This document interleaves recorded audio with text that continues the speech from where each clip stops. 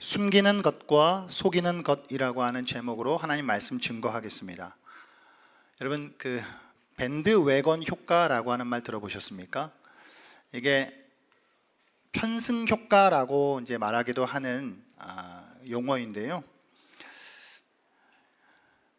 옛날 그 미국 서부 개척 시대에 이제 서쪽으로 금광을 캐기 위해 사람들이 막 다니던 때에 그들이 타고 다니던 역마차, 악기와 막 이런 걸 싣고 그런 차를 이제 막 타고 외건, 밴드는 이제 이게 악기, 외건은 그 차 이제를 이야기하는 건데, 그럼 어떤 사람들이 차를 타고 다니면서 저쪽에 엄청난 금을 발견했습니다라고 외치면 그 뒤에 수많은 사람들이 그 뒤를 따라가면서 이제 막 나아갔던 그런 어떤 현상을 가리켜서 오늘날에 이렇게 편승, 그러니까 유행에 올라탄다라고 하는 그런 느낌이 있죠. 그래서 이게 밴드웨건 효과가 이제 경제적으로 보게 되면 우리가 이제 소비하는 소비 심리 현상에도 이제 있죠. 여러분, 물건 구입하실 때 인터넷에서 어떤 거 고르세요? 구입순, 뭐 평좋은순 이런 거 이제 여기에 올라타면 되는구나. 그래서 이제 우리가 좀 선택을 할 때 도움을 받기도 합니다. 이제 뭐 이런 어떤 것들이 이제 밴드웨건 효과다라고 말을 하는데요. 오늘 본문은 아나니아와 삽비라의 이 부부가 보여준 일종의 밴드웨건 효과에 대한 이야기라고 할 수 있어요. 여러분, 그 지난 시간 우리 살펴본 것처럼 초대교회 공동체는 정말 그야말로 아름다운 유무상통을 하는 그런 공동체였죠. 실제로 많은 사람들이 자신의 소유를 교회 앞에 내어놓는 정말 그런 삶을 살았던 것입니다. 그들 중 대표적인 인물이 바나바였던 것이고, 그래서 이제 누가는 그 바나바에 대한 언급을 오늘 9절 앞절에서 이제 이야기를 했죠. 그리고 그것과 아주 극적으로 대비되는 아나니아와 삽비라에 대한 이야기가 이제 등장하게 되어지는 것인데, 이 아나니아와 삽비라 부부도 사실 그런 삶을 살고 싶었던 것이에요. 살고 싶었어요, 여러분. 유무상통을 하는 아름다운 공동체에 그들도 한 일원으로서 남들에게 인정을 받고 싶은 욕구가 있었던 것이죠. 그래서 재물을 갖다 드리는 일, 소유를 다 팔아 교회 앞에 내어놓는 일을, 그 일에 자신들도 가담하게 되면 그래가 교회가 사람들이 자신들을 그래도 참 좋은 사람들이다, 신앙이 훌륭한 사람들이다 라고 인정해 줄 것이다 라고 아마 기대했을 거예요. 뭐 어떤 면에서 나름 그런 기대와 욕구가 있을 수 있다라고 하는 것쯤까지는 우리가 이제 받아들일 수 있습니다. 그러나 문제는 그들이 가진 그 욕구가 너무 지나쳤고 그것이 어느 순간 선을 넘게 되었다는 것이죠. 결국 그들은 교회를 속여요. 사실 나아가서 하나님을 속이게 되는 것이죠. 그리고 결국 두 사람은 모두 죽습니다. 여러분, 오늘 이 사건은 이게 초대교회 공동체라고 하는 것이 이게 사실은 완벽한 사람들이 모인 곳은 아니구나 라고 하는 걸 알려주는 그런 이야기이기도 해요. 여러분, 우리가 지금까지 살펴본 바에 의하면 초대교회는 꽤나 이상적인 그런 모습들을 보여줬었죠. 그런데 이제 사도행전의 저자인 누가는 그의 독자들이 이 초기 교회의 신자들이 보여준 이 거룩함이라고 하는 것, 그것을 과대평가하지 않도록 의도하여 이 사건을 집어넣습니다. 이 사건은 교회의 정확한 현실을 보여주는 것일 뿐만 아니라 교회 전체 성도들에게 주는 엄중한 경고이기도 해요. 사실 여러분, 우리가 성경을 읽어가다 보면 좀 이렇게 깊게 생각하고 싶지 않은 부분들이 있어요. 꼭 이 아나니아와 삽비라 내용도 꼭 그렇거든요. 이게 그렇게 막 이렇게 우리가 좋아할 만한 이야기는 아니거든요. 이게 사람이 죽었다는데, 그렇죠? 좋으면 이상한 건데. 초대교회가 여러분 지금까지 앞에서 이제 보여준 이야기들 보세요. 놀라운 치유를 행하죠. 게다가 핍박하는 거대한 권력에 당당히 맞서요, 초대교회가. 게다가 막 수많은 사람들이 회심하게 됩니다. 또 가진 재산을 막 공유하는 삶이 실제로 일어나요. 그러니까 이런 것만 보게 된다면 이게 얼마나 흥분되는 일이고, 정말 여기가 천국이구나 라고 생각할 만한 그런 일들이 이제 있었던 것이죠. 하지만 이제 우리는 이 지점에서 사도행전 5장으로 넘어와 현실이라고 하는 것을 직면해야 해요. 이게 성경을 읽다가 보면 우리가 내 입맛에만 맞는 것을 취사선택할 수 없거든요. 분명히 오늘 이 본문을 통해 주님이 주시는 엄중한 메시지가 있다고 하는 것입니다. 우리가 살아계신 하나님의 성전인 줄 믿으십니까? 저와 여러분이 성전이에요. 믿으시죠? 우리가 하나님의 성전이라고 하는 공동체, 우리 한 사람 한 사람이 주의 성전이고 우리 공동체가 정말 주님의 성전 되기를 우리가 원한다라고 한다면, 우리는 하나님이 우리를 아주 진지하게 여기신다라고 하는 것을 놓쳐서는 안 돼요. 우리가 받은 은혜, 우리가 받은 선물, 구원의 은혜가 이게 값싼 은혜가 되어서는 안 된다는 것이죠. 그냥 어느 지점에서 어물쩍 넘어간다라고 해서 거룩함이라고 하는 것이 유지되거나 하나님의 은혜가 되지 않는다고요. 그렇게 쉽게 좋은 게 좋은 거라고 넘어갈 수 있는 문제가 아니라고 하는 것을 우리는 오늘 기억해야 합니다. 사랑하는 여러분, 우리는 하나님께 숨길 수 없어요. 믿으십니까? 하나님을 속일 수도 없어요. 믿으시죠? 모든 것을 보시고 모든 것을 아시는 하나님 앞에서 사랑하는 자들로 우리가 더욱 진실하고 신실하게 살아갈 수 있는 성도들이 되었으면 좋겠습니다. 오늘 이 일의 전개는 이와 같이 이루어져요. 아나니아와 삽비라 부부가 자신들이 가진 소유를 팔아요. 그리고 그 땅을 판 값에서 얼마를 따로 떼어놔요. 이게 전문 용어로 꼽을 쳐요.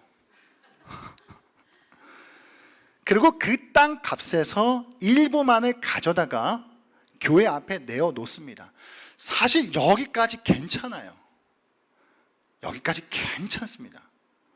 그런데 문제는 그 일부를 내어 놓은 것을 전부인 척해요. 여기가 문제예요. 오늘 이 딱 11절인데요. 정보가 제한되어 있거든요. 이 제한된 정보 속에서 우리가 좀 상상의 영역 속에 몇 가지를 좀 가정해 볼 수 있는데 한번 가정해 볼게요. 자, 아나니아와 삽비라가 자신이 가진 땅을 팔아 교회 앞에 내어놓아요. 사실 안 내어놓았어도 돼요. 내어놓아요. 내어놓는데 어느 정도는 감추어두고 나머지만 교회 앞에 갖다 바쳐요. 갖다 바친데 이게 전부인 척해요. 이게 이제 그래서 죽어요. 이게 오늘 전체 줄거리인데, 자, 몇 가지 가정을 해본다면 아마 아나니아와 삽비라가 생각보다 재산이 많았을 수도 있죠. 맞나요? 그래서 땅을 판 값이 이거 시세보다 더 받았네. 더 받았을 수도 있어요. 그래서 이 정도일 줄 몰랐는데, 이 정도일 줄 알았으면 아마 안 팔았을 텐데 라고 생각했을 수도 있고요. 또 한편으로는 처음에는 정말 진짜 다 내어놓으려고 하는 마음이 가지고 있을 수도 있어요. 그러다가 중간 어느 지점에서 마음이 이렇게 싹 바뀌었을 수도 있는 것이죠. 그럼 우리가 알 수 없는 영역이에요. 게다가 이들 나름대로의 개인적인 사정이 있었을 수도 있다고요. 어떤 사정이요? 예를 들어 지금 우리 자녀를 좀 유학을 보내야 되는데 어디로 유학 보내야 되는 그 자금이 필요했을 수도 있고요. 아니면 어디론가 좀 이사를 가야 하는 그런 개인적인 사정, 그 목돈이 좀 필요한 이유가 있을 수도 있고요. 아니면 가족 중에 누가 아파가지고 정말 치료비가 정말 필요했을 수도 있고요. 그러니까 여러 가지 납득할 만한 사정이 있었을 수도 있어요. 그거 충분히 가능한 일이죠. 이제 그런 모든 사정들을 우리가 좀 상상해 본다라고 하고 이 말씀을 좀 들여다보면 사실 여러분 아나니아와 삽비라는 땅을 팔아 교회에 내놓지 않아도 되었어요. 누가 시키지도 않았고요. 그렇게 하라고 말하지도 않았어요. 자기들이 한 거예요. 근데 안 했어도 돼요. 안 했으면 그만이에요. 만약에 팔았다라고 해서 일부만 내어놓았어도 괜찮아요. 일부만 내어놔도 누가 다 내오라고 말하지 않아요. 오늘 핵심은 일부를 내어놓았다라고 하는 게 핵심이 아니라고요. 그리고 실제로 이들이 교회 앞에 내어놓은 것이 땅값의 몇 퍼센트인지는 이 사람들 말고는 아무도 몰라요. 그게 뭐 90%인지 50%인지 10%인지 1%인지 몰라요. 사실 50%가 돼도 상관없고 1%가 돼도 상관없어요. 그건 여기에서 중요한 포인트가 아니에요. 우리가 이걸 오해하면 안 된다고요. 문제는 내놓은 것에 많고 적음이 아니었던 것이죠. 오늘 사건의 핵심은 일부를 내어놓고 전부를 내어놓았다라고 한 지점이 오늘의 핵심이에요. 그런데 이걸 자기들만 알 거라고 생각했는데 갑자기 베드로가 이걸 알게 된 거예요. 이 모든 일의 내막을 베드로가 알아요. 아니 정확하게 이야기하면 성령께서 베드로로 하여금 알게 하셔요. 그래서 아나니아를 책망합니다. 아나니아가 땅값의 일부를 숨겨놓고 이것이 마치 전부인 척한 것, 이것을 지적하는데 이건 단지 당신들이 사람을 속인 것이 아니라 성령을 속인 것입니다 라고 엄중하게 꾸짖어요. 이건 하나님께 거짓말한 것이다라고 질책하는 것이죠. 사랑하는 여러분, 오늘 본문을 통해 말씀이 우리에게 가르쳐 주는 것은 특별히 교회 안에 성령이 계시다는 거예요. 믿으십니까? 눈에 보이지 않지만 지금도 이 자리에 성령께서 함께 하셔요. 이거를 우리가 정말 무겁게 붙잡아야 해요. 요거를 놓치면 쥐도새도 모르게 교회는 매우 인간적인 집단이 되어버려요. 그래서 바울은 바울식으로 그걸 이렇게 표현했죠. 고린도전서 3장 16절 17절 말씀 같이 한번 읽어볼까요? 시작. 너희는 고린도전서 3장 16절 17절 시작. 너희는 너희가 하나님의 성전인 것과 하나님의 성령이 너희 안에 계시는 것을 알지 못하느냐. 누구든지 하나님의 성전을 더럽히면 하나님이 그 사람을 멸하시리라. 하나님의 성전은 거룩하니 너희도 그러하니라. 아멘. 하나님의 성령이 우리 안에 계셔요. 이걸 정말 우리가 놓치지 말아야 해요. 아나니아는 그리고 삽비라는 정말 그들이 넉넉한 마음을 가진 사람들이라고 하는 평판을 얻고 싶었을 거예요. 그래서 그 마음 때문에 공동체를 속이려 했어요. 그러나 실상 그것은 공동체를 속인, 사람을 속인 것이 아니라 그들 안에 함께 하시는 성령을 속이는 일이 되어버린 것이에요. 생명을 부여하시고 그들의 시작이 되시는, 교회를 시작하게 하신 분이 성령님이시고, 그리고 계속해서 그 교회를 지탱하게 하시는 분이 성령님이셨음에도 불구하고 그 성령을 속였다고요. 그러니까 이것은 단지 눈에 보이는 사람들과의 관계만이 문제가 아니라 보이지 않는 성령과의, 하나님과의 문제였다라고 하는 것을 성경은 이야기하고 있는 것입니다. 그래서 5절에 보면 좀 무서운 이야기가 나오는데 5절 같이 한번 다시 읽어볼까요? 5절 시작. 아나니아가 이 말을 듣고 엎드려져 혼이 떠나니 이 일을 듣는 사람이 다 크게 두려워하더라. 아멘. 이 베드로의 책망을 들은 아나니아가 그 자리에서 죽어요. 이게 표현이 즉사예요. 즉사. 베드로가 죽으라고 말하지도 않았어요. 베드로가 뭐 사형 선고를 내린 것도 아니고요. 하지만 결과가 참 놀랍고 끔찍했죠. 그 자리에서 생명이 바로 떠나요. 자, 여러분, 아나니아가 죽었는데 왜 죽었을까요? 죽은 데에는 사인이 있을 거 아니에요. 사인.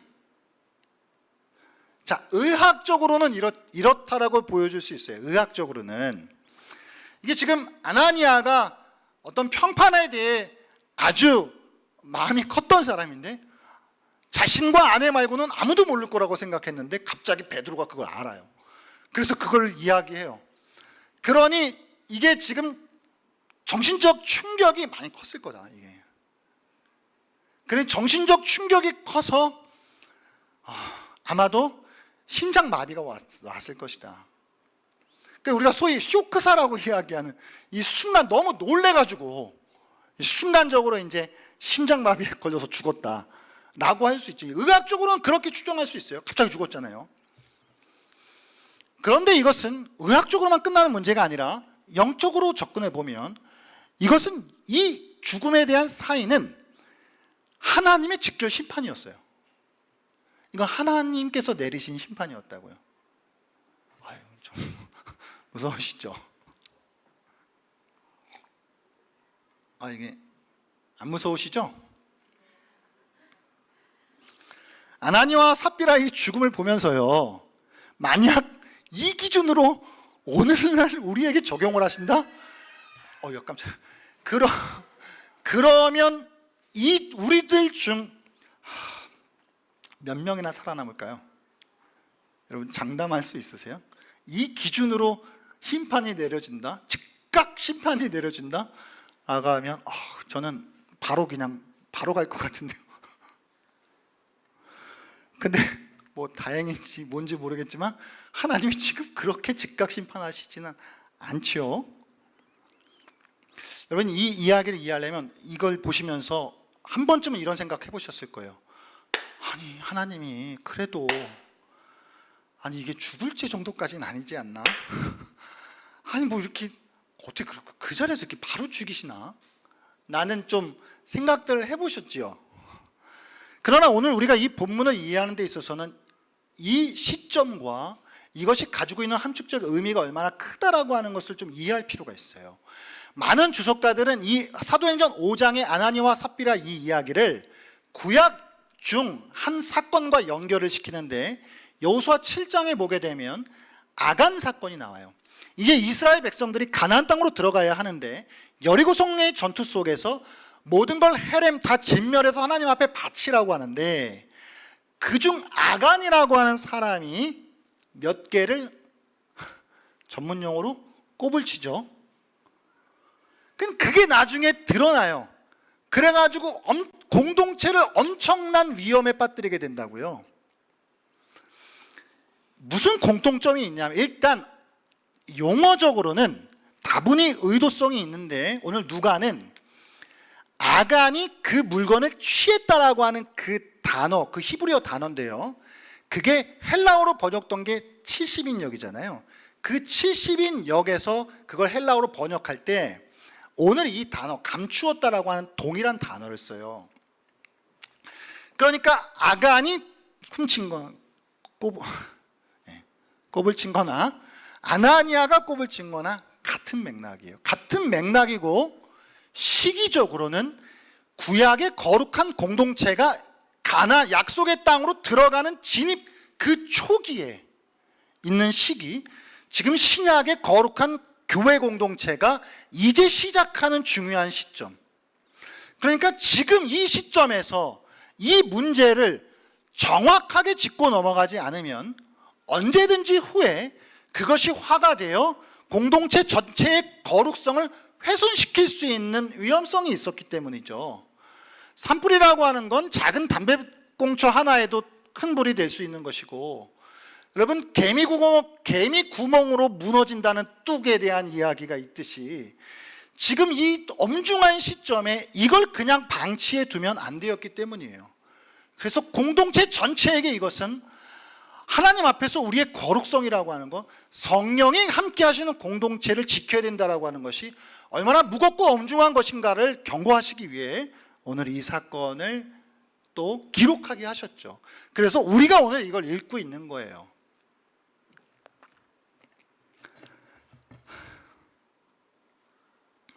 오늘 아나니아와 삽비라의 죄명이 뭘까요? 죄명.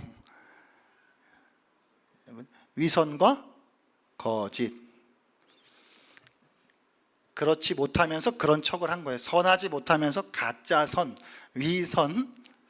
그만큼 되지 못하면서 그만큼 된 척을 한 거고, 그걸 하기 위해 거짓을 한 거예요. 그러면 조금 더 여러분, 자, 아나니아와 삽비라의 동기를 한번 들어가 볼까요? 마음. 사람의 마음이라고 하는 건 뭐 알 수가 없지만 그래도 한번 우리가 정황상 들여다보면 아나니아와 삽비라가 어떤 마음 때문에 이랬을까요? 일단 1차적으로는 좋은 평판을 받고 싶었던 거죠. 맞습니까? 좋은 평판을 받고 싶었던 거죠. 맞죠? 인정을 받고 사람들에게 뭔가 칭찬을 받고 싶었던 것이겠죠. 여기까지 뭐 가질 수 있다고 생각해요. 그리고 또 반대 방향으로는 나쁜 평판을 듣고 싶지 않았던 거예요. 그러니까 싫은 소리 듣고 싶지 않았던 거죠. 그러니까 이게 되게 이거 중요한데요. 우리 가운데 어떤 분들은 이럴 수 있어요. 난 좋은 평판 안 들어도 돼. 이럴 수 있거든요. 근데 두 번째에서 걸리는 분들 많아요. 싫은 소리 절대 못 듣는 분들, 나쁜 평판 절대 못 듣는 분들 많거든요. 그러니까 아나니아와 삽비라의 두 동기는 좋은 평판도 받고 싶었고, 남들 다 아는데 자기들은 안 하고 있으면 남들이 뭐라 그럴까? 라고 생각하는 그런 나쁜 평판에 대한 것들이 듣고 싶지 않았던 것이죠. 그래서 어떻게든 하는 신용을 해야 되겠고, 그걸 했는데 온전히 하지 못했던 것이잖아요. 여러분, 이게 아나니아와 삽비라만 그런 것이 아니에요. 절대. 오늘 이 말씀을 통해서 우리는 우리를 봐야 돼요. 저와 여러분을 봐야 돼요. 우리의 마음이라고 하는 것이 그렇게 훌륭하지 않거든요. 여러분 인정하십니까? 이거가 인정이 안 되면 사실 우리는 온전한 그리스도인의 삶을 시작할 수 없어요. 인간의 마음이 진실로 부패했어요. 그래서 예레미야는 이렇게 이야기하죠. 만물보다 거짓되고 심히 부패한 것은 마음이라. 누가 능히 이를 알리오마는 이라고 말해요. 저와 여러분의 마음이 부패했어요. 이게 은혜로 살아가고 있는 거지 우리의 마음은 그렇게 훌륭하시지 않아요. 여기 되게 아름다운 얼굴로 앉아 계시지만 우리의 마음은 부패했다, 썩었다고요. 우리도 이 위선과 거짓에 늘 넘어가요. 이거를 우리가 정말 직면해야 하고 이 앞에 서야 해요. 자, 여러분 오늘 한번 질문을 드려볼게요. 오늘 말씀의 제목이 뭔지 기억하시나요? 숨기는 것과 속이는 것. 자, 숨기는 것과 속이는 것이 같나요?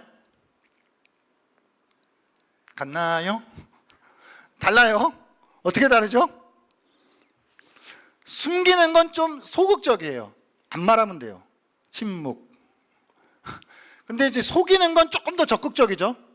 일단은 거짓을 말해야 돼요. 사실이 아닌 걸 말해야 돼요. 그래서 우리가 생각할 때는 일반적으로 속이는 것보단 숨기는 게 덜 나쁘다는 생각을 할 수 있어요. 맞죠? 하지만 이건 어디까지나 사람과의 관계에서 해당하는 논리예요. 내가 숨기고 속이는 상대방은 사람이잖아요. 그게 사람이기 때문에 모를 수 있어요. 그래서 내가 진실을 말해주거나 아니면 그게 어쩌다 해서 그 진실이 밝혀졌거나 해야만 알 수 있어요. 그러니까 숨기려면 얼마든지 또 숨길 수 있다고요. 그러니까 숨긴다라고 하는 것이 가능해요. 사람이기 때문에. 그래서 숨기는 것과 내가 적극적으로 속이는 것에 차이가 생기지만, 자, 여러분 잘 생각해 보시면 하나님 앞에서는 전혀 얘기가 달라져요. 하나님께는 숨기는 것이 애당초 가능하지가 않아요. 아시겠어요? 숨기는 게 애당초 안 가능해요. 그래서 하나님 앞에서는 숨기는 것과 속이는 것이 똑같아요. 사람한테는 숨기는 것과 속이는 것이 다를 수 있어도 하나님께는 숨기는 것과 속이는 것이 같다고요. 가능하지가 않아요, 숨기는 게. 근데 우리는 자꾸 숨기려고 하거든요. 자, 창세기 3장을 한번, 아담과 하와 이야기를 한번 들여다볼까요? 창세기 3장 8절에서 10절 말씀 한번 읽어보겠습니다. 시작. 그들이 그 날 바람이 불 때 동산에 거니시는 여호와 하나님의 소리를 듣고 아담과 그의 한 아내가 여호와 하나님의 낯을 피하여 동산 나무 사이에 숨은지라. 여호와 하나님이 아담을 부르시며 그에게 이르시되 내가 어디 있느냐? 이르되 내가 동산에서 하나님의 소리를 듣고 내가 벗었으므로 두려워하여 숨었나이다. 아멘. 아담과 하와가 선악과를 먹고 숨어요. 근데 다시 말씀드리지만 숨겨져요? 이 하나님으로부터 숨을 수 있다라고 하는 발상 자체가 잘못됐어요. 하나님 앞에서 숨길 수 있는 건 조금도 아무것도 없어요. 모든 것을 아시는 하나님께 숨길 수 있다라고 생각하는 것 자체가 하나님을 속이는 거예요. 자, 여러분, 아담과 하와가 선악과를 먹었어요. 선악과를 범해요. 그게 왜 범했죠? 일단 하나님처럼 되고 싶어서, 사람이 하나님처럼 되고 싶어서 선악과를 먹어요. 그런데 사실 그 속으로 더 들어가 보면 그들은 선악과를 먹음으로써 하나님 앞으로 숨어 들어가요. 그런데 이것은 다시 말씀드리면 하나님으로 사람을 만들어버리는 꼴이 된 거예요. 왜요? 숨을 수 있다고 생각했기 때문에. 숨는 건 누구한테나 가능해요? 사람한테나 가능해요. 그런데 숨었어요. 그러면 하나님을 뭘로 만든 거예요? 사람을 만든 거예요. 그러니까 선악과의 범죄는 자신들이 사람이 하나님이 되려고 하는 범죄임과 동시에 하나님을 사람으로 만들어버린 범죄이기도 해요. 다시 말씀드리지만 하나님 앞에서는 숨길 수 있는 게 없어요. 아나니아에게 아마 사탄이 그 마음을 불러일으켜서 그 마음을 움직였는데 감춰라 그랬을 거예요. 그러면 감추면 끝이야 라고 했을 거예요. 숨길 수 있다라고 얘기했을 거예요. 그러니까 이것은 아나니아에게 있어서 평소에 하나님에 대한 잘못된 인식으로부터 비롯된 거예요. 하나님으로부터 숨을 수 있다라고 생각한 거. 전지전능하시고 모든 것을 통찰하시는 하나님에 대한 바른 인식이 부재했기 때문에 아나니아가 여기까지 갔다고요. 위선과 거짓으로까지요. 자, 사랑하는 여러분, 지난 한 주간 몇 번 정도 죄를 저지르셨어요? 요즘 부끄러워가지고 저는 말을 할 수가 없는데, 우리가 자주 넘어지는 반복적인 죄들이 있으실 거 아니에요? 그러면 그 죄들을 짓는 우리의 이 마음, 우리의 이 심리를 한번 들여다보면 어떻게 생각하셔서 지으실까요? 하나님께 숨길 수 있다고 생각하기 때문에 짓는 거잖아요. 맞나요?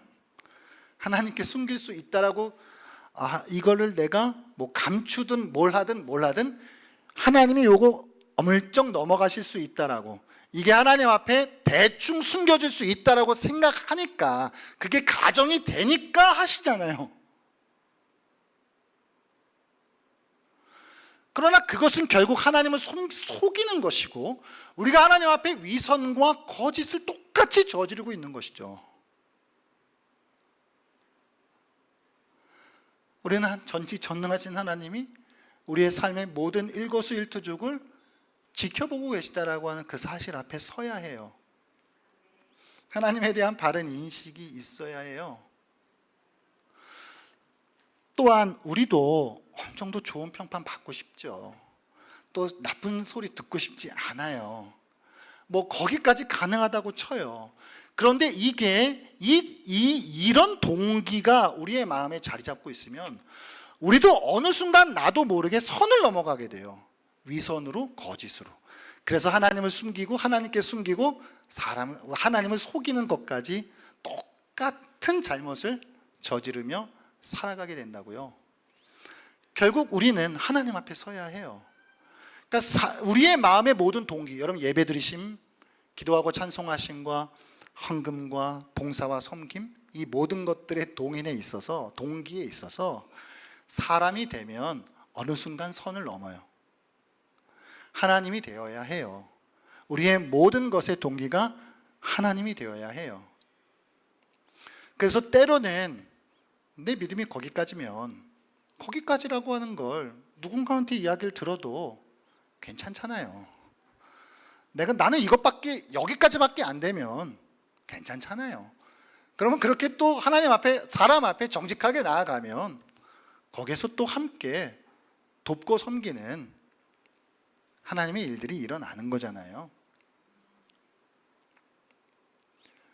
아나니와 삽비라가 가지고 있었던 좋은 평판을 받고 싶었던 그 마음, 그 사람이 중심이 된 그 동기가, 그게 결국은 불씨가 되어 위선과 거짓까지 나아가게 됐고, 그건 사람을 속인 것이 아니라 하나님을 속이는 일이 되었다라고 하는 것. 이 하나님을 속이는 일이라고 하는 것이 교회 전체를 어떻게 훼손시킬 수 있는가라고 하는 걸 애당초 하나님이 잘라내셨다라고 하는 것. 오늘 우리가 시기를 잘 만나서 살아가고 있는 거지, 이거 때 잘못 만났으면 그냥 다 끝난 거예요.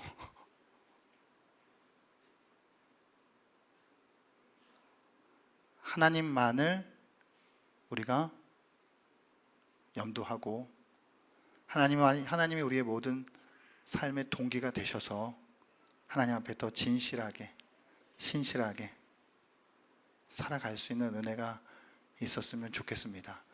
우리의 삶에 벌어지는 수많은 죄들 앞에서 하나님께 숨길 수 있다라는 발상 자체가 얼마나 잘못되고, 하나님께 어물쩍 넘어갈 수 있다라고 하는 사고 자체가 얼마나 하나님을 속이는 일인지를 우리가 기억하며 살아갈 수 있기를 바랍니다. 그리하여 우리의 삶이 거룩함에 한 걸음 더 진전이 있기를 주의 이름으로 축복합니다.